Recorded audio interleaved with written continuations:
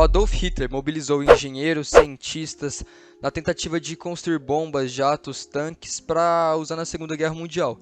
E um deles foi o canhão Gustav, que esteve em atividade na década de 1940. Ele foi o maior canhão já construído. Ele tinha 1.370 toneladas de peso, 47 metros de comprimento, 7 de largura e 11 de altura. Eles usavam 270 pessoas para montar ele em 2 dias e 6 horas. E 2.500 pessoas para montar o terreno, as ferrovias, porque ele era nas ferrovias. Eles eram nas ferrovias porque era o único jeito de poder mover ele, porque ele era muito pesado, não tinha outro jeito a não ser as ferrovias. Ele podia atirar até 47 km de distância e o peso dos projéteis que era lançado era de cerca de 5 toneladas e conseguiam penetrar até 8 metros de concreto reforçado. O canhão ficou pronto em 1941. Ele foi usado em uma ação nazista na cidade de Sebastopol, na Ucrânia. Nesse lugar, ele chegou a atirar 300 tiros, porque era uma cidade fortaleza.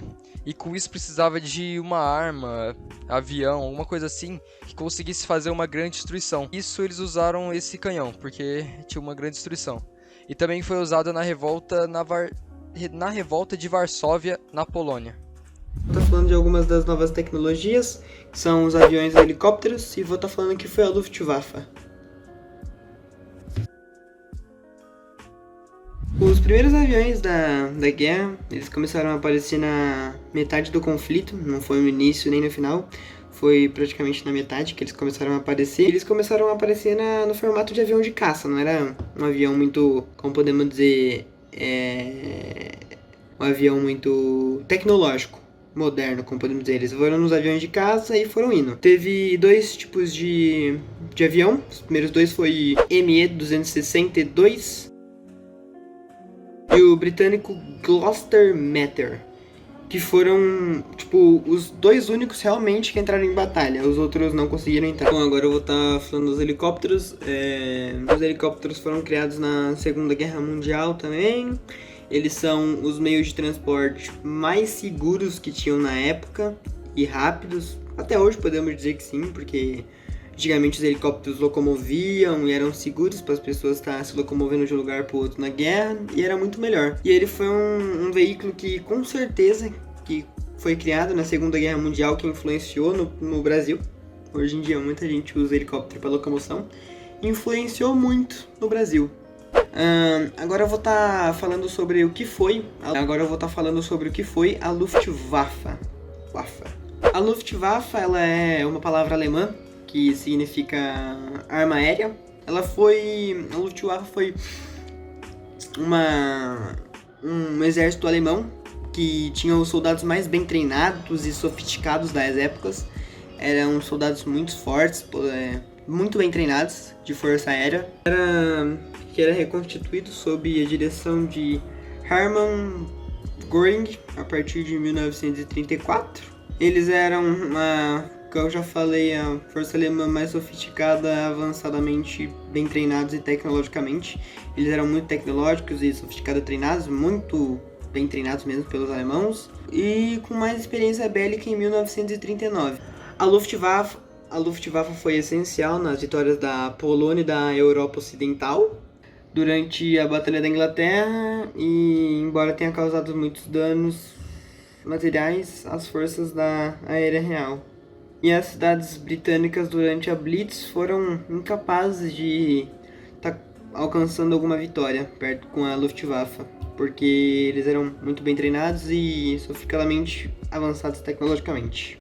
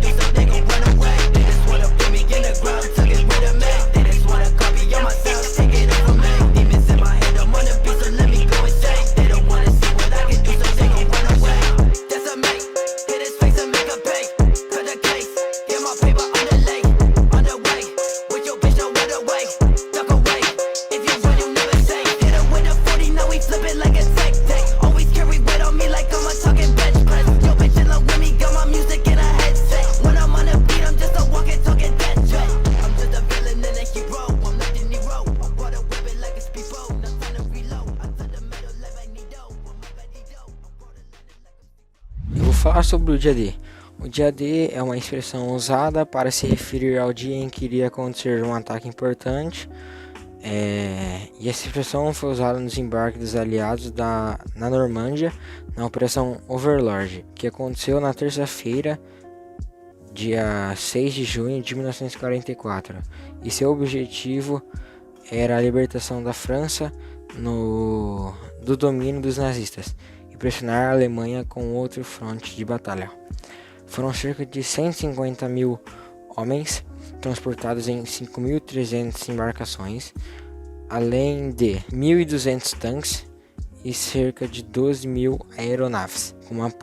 Como apoio também foram utilizados paraquedistas. As tropas aliadas tinham como objetivo conquistar 5 praias localizadas nas proximidades da cidade de Caen. Os nomes dados a essas praias são Omaha, Utah, Juno, Gold e Sword. O resultado dessa operação foi a conquista das ilhas pelos aliados. E vários especialistas dizem que as batalhas após esse dia foram muito mais violentas do que o exato dia D. Mas dizem também em que usar os paraquedistas não foi muito desorganizado, pois vários foram mortos pelos alemães, enquanto outros foram mortos afogados em pântanos. Bombas usadas na Segunda Guerra Mundial. A bomba V1 é uma bomba voadora sendo lançada por um avião, sendo o primeiro míssil moderno guiado usado em tempo de guerra. A bomba V2 foi o primeiro míssil balístico tendo sido usado pela Alemanha nazista durante as últimas fases da Segunda Guerra Mundial, principalmente contra os alvos britânicos e belgas. A bomba Little Boy foi uma bomba usada pelos estadunidenses, que seu alvo era Hiroshima. Curiosidades sobre uma bomba usada pela Força Aérea Real do Reino Unido. Era uma bomba ricocheteadora ou uma bomba de kick. Em inglês se chama bounce bomb. Seu objetivo era destruir represas e portos. E seu nome era bomba ricocheteadora, essas coisas assim, por causa que ela era uma bomba que ia quicando até ser explodida. As armas usadas na Segunda Guerra Mundial foram MST-44, MG-42. A MST-44 foi a primeira arma explicitamente chamada de fuzil de assalto. Entrou em serviço no exército alemão durante a Segunda Guerra Mundial. Inicialmente, a arma era classificada como pistola metralhadora, recebendo a denominação de MP-44. E a metralhadora MG, a MG-42, é uma metralhadora desenvolvida durante a Segunda Guerra Mundial pela Alemanha, com a intenção de destruir a MG-34 com um processo de fabricação mais simples. Seu batismo de fogo ocorreu na União Soviética e no norte da África, sendo um sucesso absoluto. As duas metralhadoras foram muito versáteis, com ótimo poder de fogo e tinha uma excelente taxa de disparos. E elas eram umas armas mais sofisticadas e com fácil manuseio, podendo disparar balas por horas.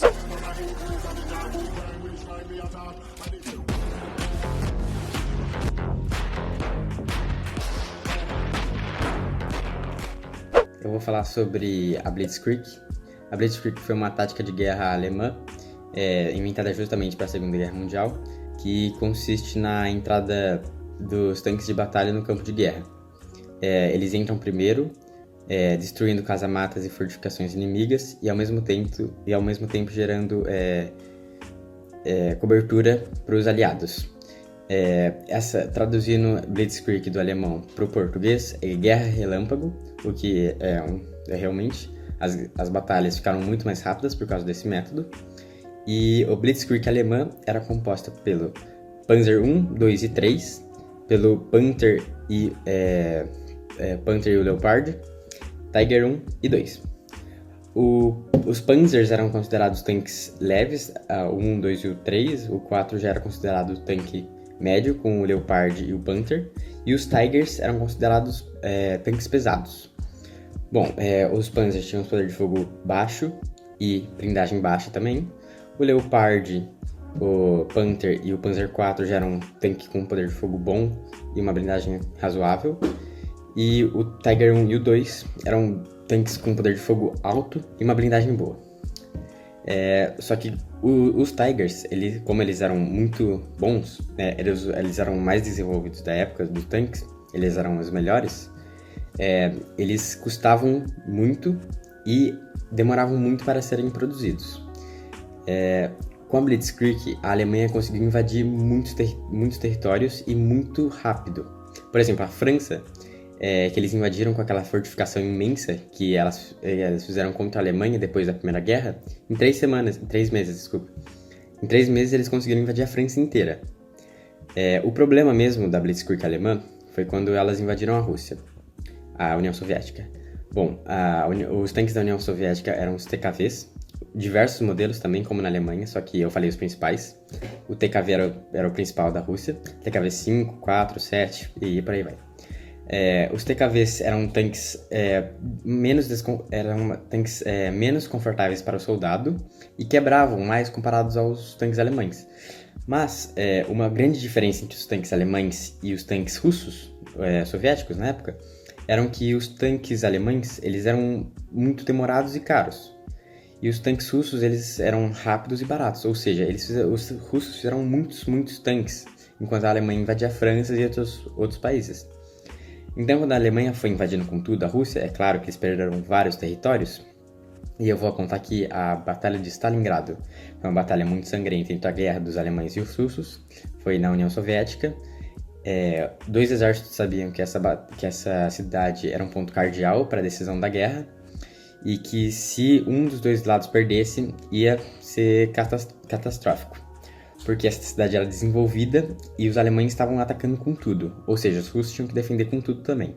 Então Stalin fez o seguinte, ele não deixou nem civil sair mais da cidade, ou seja, civil e exército estavam lutando lado a lado contra os alemães. Uma batalha vai e vem, muita batalha corpo a corpo, literalmente de faca, baioneta, pontos fortes da cidade chegando a trocar muitas vezes de lado por dia, ou seja, trocava entre lado nazista e russo, o poder do ponto. Só que, como os tanques russos não paravam de vir e o inverno chegou, os alemães ficaram sem suprimentos, o que acabou com que eles recuaram e os russos conseguiram recuperar um pouquinho do seu território. Ainda mais com tudo isso acontecendo, os russos avançando contra os alemães, aconteceu o dia D, o Jorge vai falar, e eu vou falar agora um pouquinho sobre os tanques americanos. Bom, os tanques americanos eram os Shermans principais. Eles eram muito inferiores comparados aos alemães, muito. Poder de fogo menor e blindagem menor também. Porém, existiam alguns modelos que a blindagem era melhor, claro, e que a arma tinha um poder de fogo maior. Mas como os alemães eu acredito que eram os melhores treinados da guerra, os comandantes sabiam em qual tanque atirar primeiro, para que ofereça menos risco para eles serem destruídos. Ou seja, eles atiravam no tanque que tinha mais poder de fogo para depois destruir o menor, porque o tanque que tinha mais poder de fogo oferecia mais risco para ele. Bom, com tudo isso acontecendo também, é importante falar dos Panzerschrecks, que são uma tecnologia alemã. Eles inventaram justamente uma arma anti-tanque, igualzinho ao RPG de hoje em dia. É um projétil de uma pirâmide com base redonda de 2 lados. Ele funciona meio que um laser, que é muito eficiente em penetrar blindagens de veículos. Os alemães ficaram tão obcecados com essa nova tecnologia deles que eles até desenvolveram uma tinta especial para cobrir os tanques dele. Os Tigers, né, que eram os mais caros, os mais difíceis de produzir e que eram os melhores. Só que essa tinta muitas vezes acabava atrapalhando os próprios Tigers e não era muito efetiva. Outro ponto legal de falar é que Hitler era muito obcecado pelos tanques. É claro que ele tinha que ter a marinha, a força aérea, mas os tanques, ele gostava mais dos tanques. Ele até chegou a fazer 2 projetos absurdos, que era o Rato e o Mouse. O Mouse chegou a ser construído você vai ver ele comparado a um tanque normal ou comparado aos soldados aí, né? Olha o tamanho dele comparado aos soldados. É enorme. Foi construído apenas uma unidade, claro, por causa do tamanho. E era um tanque poderosíssimo, mas foi capturado. E o Rato foi só um projeto de uma literalmente fortaleza sobre esteiras. Esse tanque não ia ser nem um pouquinho efetivo, porque primeiro que ia ser um alvo muito fácil para bombardeios, não ia conseguir nem passar sobre as pontes por causa do seu peso, e simplesmente não ia ser útil no campo de batalha. Outro ponto legal de falar são os armamentos padrões dos exércitos. A Alemanha tinha um mosquete, o Mauser Kar 98. Ele era um mosquete bolt action. Ele tinha uma munição poderosa, mas para a época ele era um pouquinho menos. Ele era um pouquinho pior comparado às outras rifles padrões. Na Rússia, eles usavam várias armas, mas eu vou falar uma principal aqui. É uma SMG, é a PPSH, foi produzida em muita larga escala e usada muito pelos russos. E no lado dos Estados Unidos, eles fizeram uma arma especialmente para a Segunda Guerra. Essa arma é M1 Garand, é a sucessora da Springfield Bolt Action, que foi usada na Primeira Guerra. E essa M1 Garand, ela é muito boa, foi produzida em muita larga escala, usada em várias batalhas típicas. E essa M1 Garand, ela tinha a inserção de projéteis por cima, através de um clipe, e era uma carabina semiautomática, ou seja, não precisava ter aquele bolt action, o que dava uma vantagem enorme para os americanos. Ainda mais com um calibre forte daquele, era uma arma muito boa.